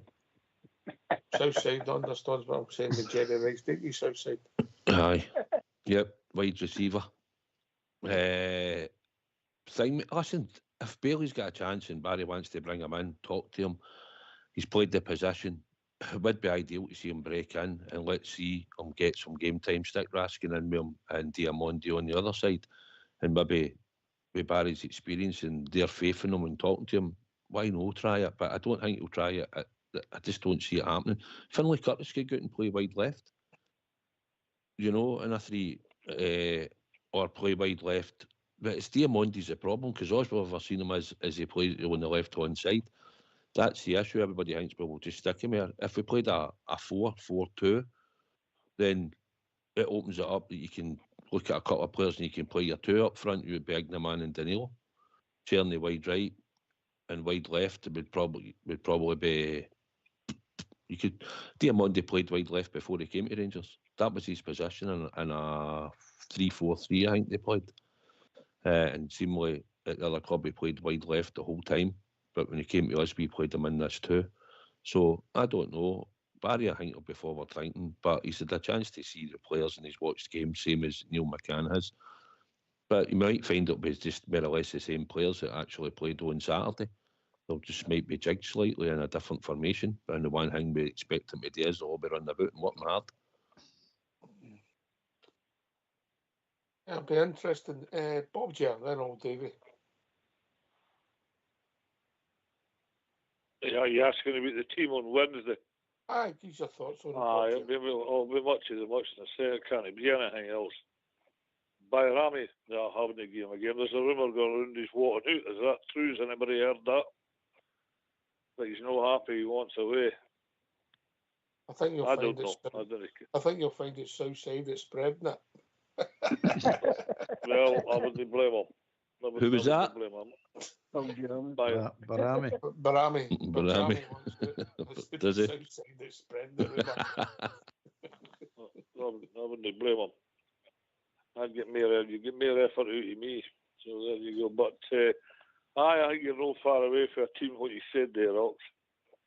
And after Saturday, there's lucky that many of them's getting a game. So they'll need to up the performance. They'll need to up the performance, every one of them. I get that's that. The squad we'll go. That's what we'll go to stick by. Yeah? So let's see if there's a distinct improvement Wednesday night. Are you expecting a big improvement, Davey? No, but Jamie, I'll give him a taxi money to get me to the airport. Aye. No, it's all about commitment for me, Ox. It's all about commitment. This is what, and I feel sorry for the 4 guys that are coming in because they're getting thrown in at the deep end here. And I'm agreeing with Suicide of it. There can't be big changes because we've not got big changes. They might change a few different situations, but they're just taking there too quickly to try and get that team to get a song at them. And I've said before, if they turn on and turn out the business big time, then you know where all the trouble lay. Aye. Listen, it looks as if there's been a divide in the dressing room with the manager. It looks that way from the outside looking in, but you never know. Aye. We're hoping to get that many options, Auldbear. It shows you how threadbare we are, really, if we're honest. That's what I try to tell you. Nothing will change if no go at the players. It's just a fact of life, mate. The only thing you've got left is Cortez coming back for injury. That's basically about it. Because it's the players are the players. And they don't want to play that system. And that's the system that was causing all the problems. Well, we'll soon find out. Because your man's just told you they're not playing that system. They're going to change the system. You'll see some tweaks, he says. Well, let's see what we've got. And bearing in mind, by the way, the good thing about it is they're coming in and saying that. So your man McInnes has been practicing all week for that 4-2-3-1 system, and certain players playing in certain positions and staying there. So you're going to throw his game plan out the window for a start, because he'll not know what you're going to be playing. So that's a good thing. But again, I mean, the players are the players, mate. There isn't any new players. There isn't any transfer window that they can get and bring players in. You've got to just sit with the players you've got. And as old Davey's saying, if they players turn up and start showing a completely different attitude and showing that, oh, they're no bad players or they're great players, somebody needs to hang their head in shame here, by the way. Mm-hmm. Well said. Aye. And there again, you want them to play good. No, I mean, we're no saying you better turn and play bad to prove that you're bad. You know what I'm saying? It's mental. But they're going to give themselves a showing up, no matter what they do, because if they play the same way they played against Queen's Park and against St Mirren, and even against Hearts for a large part of the game, you're going to shirk them. And then if they turn up and play brilliant, you're going to shirk them and say, where were you? Where have you been all season? Aye, the short. Listen, it's all right. We can personnel come and go, but they're short-changed the support. Is that the point you're making? Big style. Absolutely, mate. Yeah, I get that. I get that. Oh, the loyal supporters turning up, home and away. Yeah, David. Obviously, there's no many people on here who can remember the original goal rush in San Francisco, but you can. So, what have you made the talk for last week? The takeover of the club? It's cheered me up no end, but I'm like you guys, I'm not counting my chickens to the hat shoot. I've been let down too many times, the stories. I mean, some of the ribbon I'm getting up at my golf club, I've got to get in with my earphones on, and you're not allowed to get in there with earphones. But I think materialises, hopefully, praying it happens. And I'd like to just say about Wednesday, if the commitment they show improves, I still think there's too many players there who will know give you commitment, because I think there's too many certain players I don't want to get nobbled, because I think I'm off, and that's how they're not putting in a performance. Because if they get nobbled, they're not going anywhere. I mean, you've got Lawrence, who's leaving the club. I don't believe he's got a club unless we've not heard that he signed for somebody. You've got other players. Obviously, it looks as if Hadji's off as well. Cherny's on loan. Is he going back to be looking for a transfer? His parent club. There's just 3. There's others as well, Southside, isn't there? So Davy's point's relevant, Aye, 100%, Davy. And gone here, and his players will know what to pick up injuries, the ones that are coming out and not going to be re-signing, like Tom Lawrence. And the players, I think, they're not going to be here because they're going to move in their head, then they will only be more, maybe worried about getting injured and stuff. But that's the position we've got ourselves in at the moment, because players we know are coming to the end of the contract and we couldn't get them off the wage bill before then, and they want to re-sign, so we're left with them to this point. Maybe we shouldn't try and involve them in the squad. I feel sorry for Barry. He's only got a short time around. He's going to be at the training field tomorrow, and then it's a game on the Wednesday, and then we've got Motherwell on the Saturday, and then straight after that, the following Thursday, we're right into Europe. So he'll get a wee bit more time for the Saturday to the European game, maybe to work with the players and that, but it's going to be a short turnaround. I don't think you'll have a lot to put into the players, but I think it's just going to help that they show good and show passion. They run about, they get stuck in, and if whatever he does with the formation, it'll maybe get as a result. But it's not going to be a great game of football on Wednesday night. It never is in any types of surface, Davy. But it's about making sure that.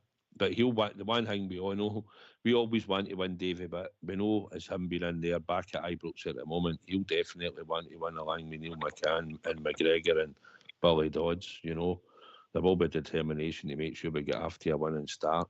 And maybe you'll see a Tom Lawrence in his team. You might see, maybe not even see Bajrami in his team and starting. I don't know what their thoughts will be, but they've all had their sort of eye out, apart from McGregor probably, and watched Rangers, so they'll have an idea of what they're going to do come Wednesday night. Yeah. Aye. You have all your ideas you want, Auldbear. Cross that white line. Put the players in it. Absolutely. You've got no say. Well, no real say in it. I mean, they can do what they want. Only say you've got to take them off. And if you're doing that, they've not been performing. Either injury is a different thing. It's injury. Well, one thing I'd like to say, to follow up what Dave was saying earlier on about the goalkeeper, Butland's a coward, mate. That's his big problem. He's a coward.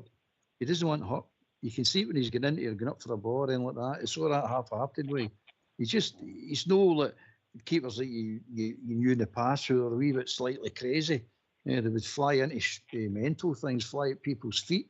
Butland's not that type of keeper. And that's why he's going to be a third choice keeper for Manchester United and things like that, and second choice at Crystal Palace, because he's no good at it, mate, what it takes to be a top keeper. You need to be brave for a start, really brave, and that's his problem. You watched him; he's trying to catch the ball in the first 8 minutes of the game, and Saturday there, you can see what I'm saying. He's going out and he's all that tentative way, and he's feared in case somebody clatters him. Whereas you should be going out there and wiping people out to get that ball. That's the problem with him. Yeah, he can put performances in like he did against Hearts. I mean, that's what it looks like when your keeper's winning points for you. That's exactly the performance you need. McGregor, Gorham, Woods, Claus, they all put their performances in and go to 12 to 15 points a season. But he's not that type of keeper, mate. He's never going to be that type of keeper, let's be honest about it. Yeah, it's... Would you, if an offer come in, would you take it and move on, mate? With Butland? Absolutely, 100%. I think you've intimated that for a while. What about yourself, Southside, quickly before we... No, 100%. Aye. We don't disagree with you all, Davey. That's unusual, isn't it? Oh, you got me there. I can't. You need to give me enough time to answer that one. I'm not used to that.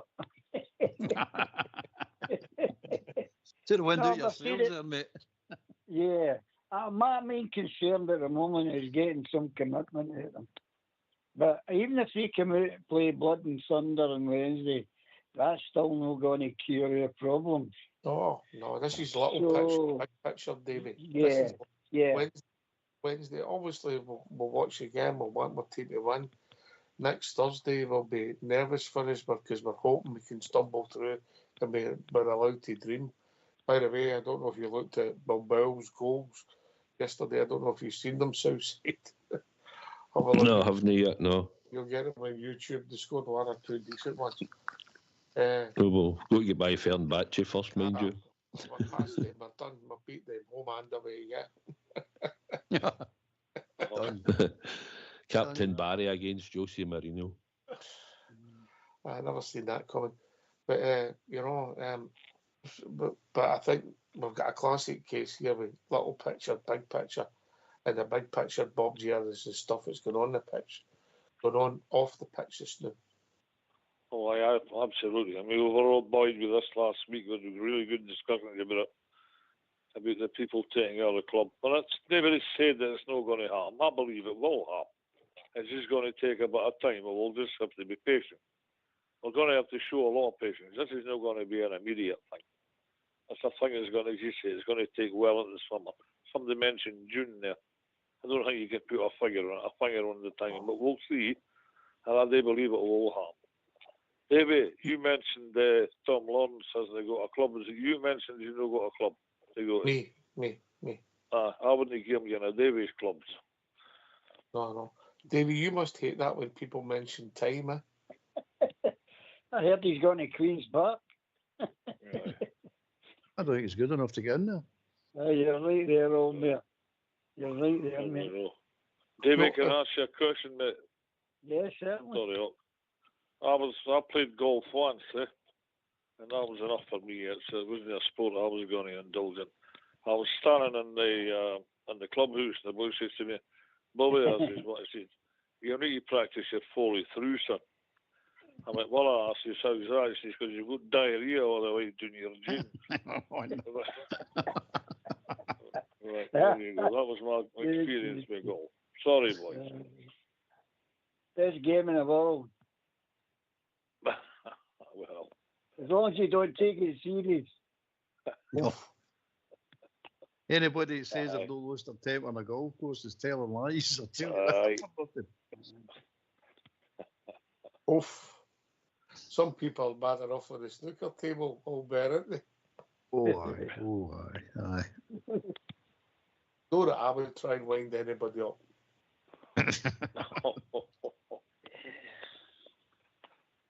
Yeah. He's went to sleep. Right. No, he's not listening. Anyway, we digress, but yeah, and it has took the story away from what's happening after party. A good point you make there, Bob G.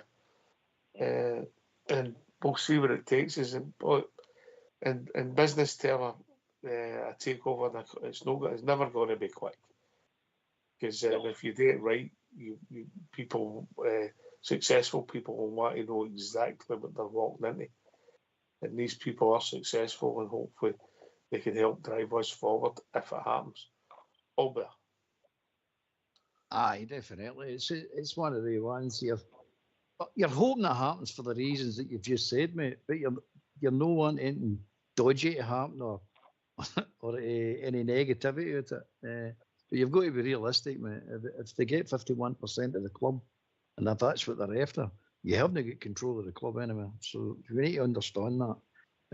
And if they want to get rid of it, they'll get rid of it, mate, whenever they decide. But hopefully, nobody's fool. They're not buying a club to run it at a loss and make it look unattractive if they do want to sign it. In my mind, if they buy it for the 100 million that's reported, they want to build it up to maybe a couple of 100 million and sell it on for there. That's what I think they'll be doing. Plus making money along the way, you know what I mean? Don't be wrong. It's got to be run in a profit.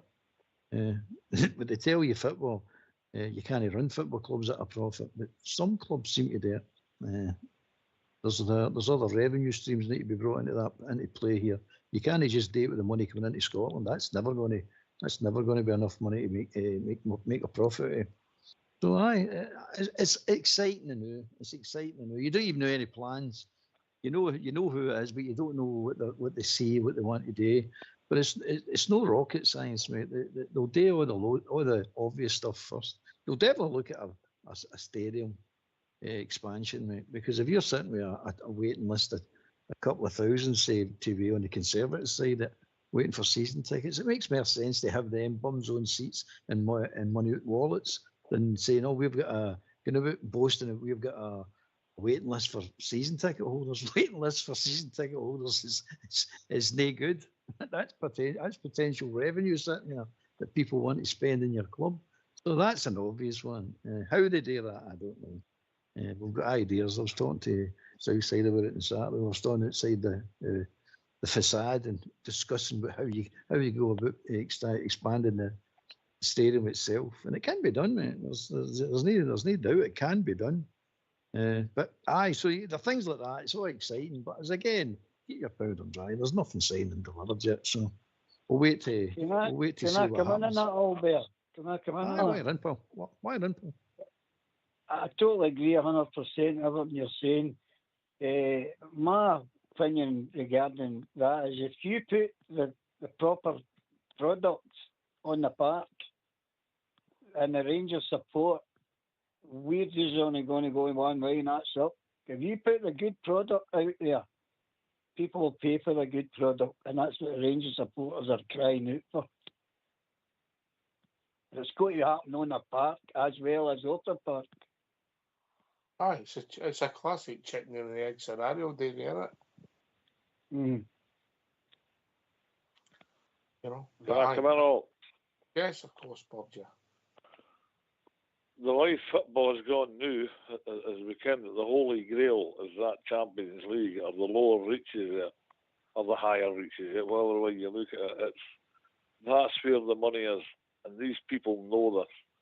And if they want to spend money in the club, it's easier for them here in Scotland to get access to the Champions League as far as with these clubs in England.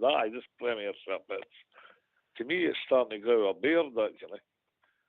I don't know, maybe I'm wrong, but it's easier for to get to the higher reaches of the Champions League with a club like Rangers, because they know they're a huge fish in a small pond. And if they can manipulate it financially for to get there, then they will. They'll make a job of it. You're talking about high-class business people that know exactly what to do. Look what they've done with their American football team. Look what they've done with all these football teams, or American football teams in America, baseball and what have you. If they're going to do that with the Rangers, well, we'd all love to see Rangers in the higher reaches of the Champions League, and it generates a lot of money, as we know. So it's not going to be done overnight, if it can be done at all. It's only a week old, this thing. Give it a chance, and it's going to take time. We'll all just have to be patient. So on we go at Kilmarnock Wednesday night with Barry and his gang. So we'll see how we go for there, boys. I think that's about that in a nutshell. Right. Southside, are you looking forward to the game when you were on Saturday? I know you always look forward to going to the game. Aye. I'm looking forward to it more this Wednesday night now, just because I think the four guys that are in will make a difference to effort, application and attitude, and I would hope that the players will take heed of what they tell them before they go in the park and show it. And if you start with that and competing your duels and stuff, and then it's down to how we play as a style.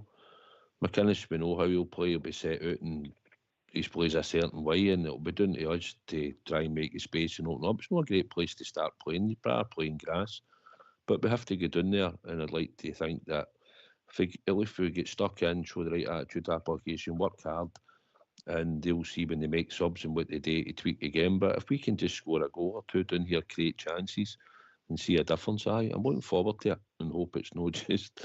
If we grind out and it's a 1-0, I'll accept it. We'll be at Ibrox the following week and you'll have another few days there. A lot of them have to go with the players and it might be more different again on the Saturday.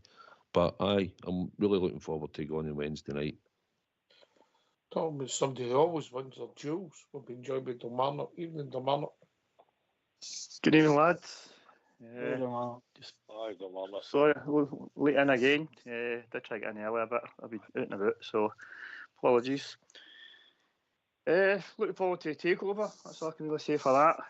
It's happening, isn't it? It's a done deal. I think it was leaked last week. Looks that way. Aye.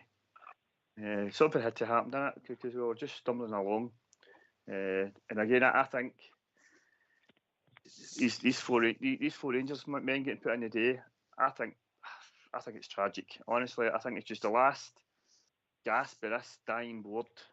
These investors, one, mess after another mess that they've overseen, and this is the last of it. Honestly, it's up there with Murty as far as I'm concerned. It's just no vision, no nothing. A couple of us here could manage Rangers to the end of the season. You know what I mean? Yeah, we bring in Ferguson, who's done actually hee-haw, failed in the 3 jobs he was at. I like McCann, talks well, but again, failed as a manager. All the Dodds, let's say about him the better, know what I mean? And McGregor, hero, know what I mean? Cult hero, even. But nah, no for me. It's just desperate. I think I can't see it working. I think it'll be irrelevant whether it works. So hopefully it does. Hopefully it does, because obviously there's some European games in there. I said earlier on, Dominic, it's little picture and big picture. The big picture's the takeover, isn't it? It is the takeover, but again, putting the 4 guys in there is capitulation in that Europa League. You know what I mean? I sat there on Saturday to the final whistle. I didn't blame anybody all leaving, and that second goal went in. You know what I mean? That was that fair play to East. And I was back in Clermont up until Saturday as well. I said, I'll just give him Europe. But no, after Saturday, it had to go because the players had clearly chucked it, you know what I mean? But we could have brought some in, maybe a bit of European experience just to try and get through this Europa League. But what would you have done then? What would you have done, Dominic? I'd have brought Gio in to the end of the season. Said there's a second crack at the Europa League. Come in. We're not expecting anything for you for the Scottish League. Clearly, you know what I mean? We're already pumped out our 2 cups. So basically, it'd be a pressure. Get in and get by for Fenerbahce, and we'll see where we go. He's good. It was good tactically. Gio tactically changing during the game, the European games. It was really good at it. Not so good in the Scottish game. At times, some of the football was awful. At the end, it was awful. But he certainly knew how to play European tactics. Know what I mean? That's what I'd have went for. That'd be controversial. That'd be different. Thinking outside the box as well. But Auldbear. I don't know. Gio would have been the answer, but I can see your point, though, man. And am I right in thinking as well that I'm not saying it's going to happen, but am I right in thinking that if you win the UEFA Cup, it's a direct line into the Champions League? Is it still the case? I mean, let's get realistic here, guys. I heard people on other podcasts shouting, "It's irrelevant. I'm like, well, if you win it, it's no. You're right into the Champions League. How can that be irrelevant? And I know it sounds ridiculous, but we've got to the finals twice before, and it's nothing's completely impossible. Highly unlikely, but no impossible, mate. But the only Scottish team that can win a European trophy, Auldbear. That happens every year, mate, isn't it? It's the only Scottish team that competes in Europe, aren't we? Be honest about it. So the end of the day, you've got to look at it that way, mate. And I know it sounds ridiculous. It does sound ridiculous, I know, but you've got to be realistic and say, if you're wanting ambitions, I bet you the new owners, if they're sitting there going like that, I hope they go after this Europa League. What a start for them if they come in your Europa champions. They're taking out a club that's already Europa champions. You know what I mean? So they're after a flyer. So that's the way I'm looking at it. Whether it's Gio, I don't know. I don't know about that, but it's a good point. Don't want to expect you've got to think out the box, right enough. Come on, guys. Come off the drugs, for God's sake. How are you on about come off the drugs? You've got to think big, Davey. You've got to say you're in with a chance. Probably a very, very small chance, but you're in with a chance. No. You go on a golf course thinking you're going to get beat. Do you think? No matter who you're playing, you always get when you get to 76, and I'll tell you another thing. If you think Gio would take that job, you're definitely on drugs. Well, that's I never said that. I mean, you might. I don't know. I agree with Gio, but it's a thought, isn't it? At least it's a new thought to put in the process. Do you think Auldbear comes on and says the things he says on here and isn't on drugs? It should be tested. Auldbear is great. I love Auldbear to bits, but we've all got our comments. But you're batting up a rank 3 there, guys, with that one. He wouldn't touch that job with a bar full of how we treated him. You kidding? Well, take the name out of it, Davey. Think about what Kilmarnock was saying. I'm agreeing with The that. I Europa totally League. agree with We're it. in the Europa Yeah. League. That's a fact, mate. We're in the Europa League. That's a fact. Yeah. So you've got to treat it as a potential way to get into the Champions League because it's there in front of you. Come on. Anyway, we've reached that time of the evening. Listen, Dominic, come on earlier so we can debate things with you and get your point of view. I know. We love you have on the show. And we've not heard from you.